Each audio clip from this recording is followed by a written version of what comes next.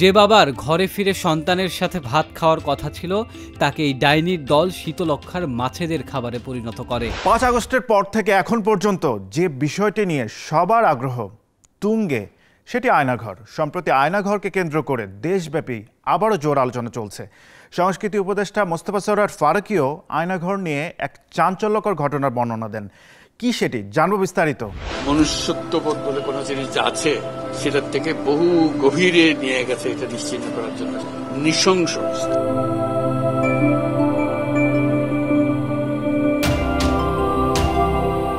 ক্ষমতাচ্যুত প্রধানমন্ত্রী শেখ হাসিনার শাসনামলে এক ধরনের গোপন বন্দিশালা ব্যবহার হতো, যেগুলোর অবস্থান পুলিশের বিশেষ বাহিনী র্যাপিড অ্যাকশন ব্যাটালিয়ন র্যাব ও বাংলাদেশ প্রতিরক্ষা গোয়েন্দা মহাঅধিদপ্তর ডিজিএফআই এর কার্যালয় সংলগ্ন এলাকায়, এমনটাই জানা যায়। সম্প্রতি সরকার নির্বাচিত কিছু গণমাধ্যম ও ভুক্তভোগীদের সঙ্গে নিয়ে আয়নাঘর নামে পরিচিত গোপন বন্দিশালা পরিদর্শন করেছেন প্রধান উপদেষ্টা অধ্যাপক মোহাম্মদ ইউনূস। এরপরেই আবারও নতুন করে আলোচনায় আসে আয়নাঘর।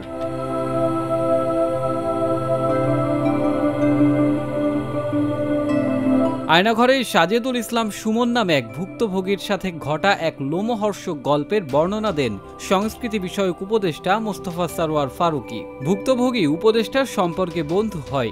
ভেরিফাইড ফেসবুক আইডিতে ফারুকী আয়নাঘরের বেশ কিছু ছবি পোস্ট করে ক্যাপশনে লিখেন, এরকমই কোনো একটা ঘরে হয়তো আমার বাল্যবন্ধু সাজেদুল ইসলাম সুমনকে আটকে রাখা হয়েছিল। এইরকমই কোনো একটা ঘরে অজানা আশঙ্কায় সে কেঁপে কেঁপে উঠছিল। এইরকমই একটা ঘরে বসে হয়তো সে আল্লাহর দরবারে হাত তুলে কাঁদতে কাঁদতে বলেছিল, আল্লাহ তুমি আমারে এইবারের মতো বাঁচাইয়া দাও, আমি আর রাজনীতি করব না, আমার সন্তানের জন্য আমারে বাঁচাইয়া দাও, আমার মায়ের জন্য আমারে বাঁচাইয়া দাও। সুমনের সাথে আমার শেষ কথা হয় উত্তরার এক হাসপাতালে লুকাইয়া থাকা অবস্থায়। ওর ভাগ্নে আবরারের একটা শ্যুট ছিল আমার সাথে। স্পষ্ট মনে আছে ওর শেষ কথা, দোস্ত আবরারে তুই ইজি কইরা নিস, নাইলে অ্যাক্টিং খারাপ করব। এমনই এক জালিমের শাসনে ছিলাম যে তোর জন্য সুমন একটা কথাও বলতে পারি নাই। পরে জানলাম মানুষরূপী জানোয়ার জিয়াউল হাসানের নির্দেশে তোর ইনজেকশন দিয়ে মেরে শীতলক্ষায় ফেলে দেয়।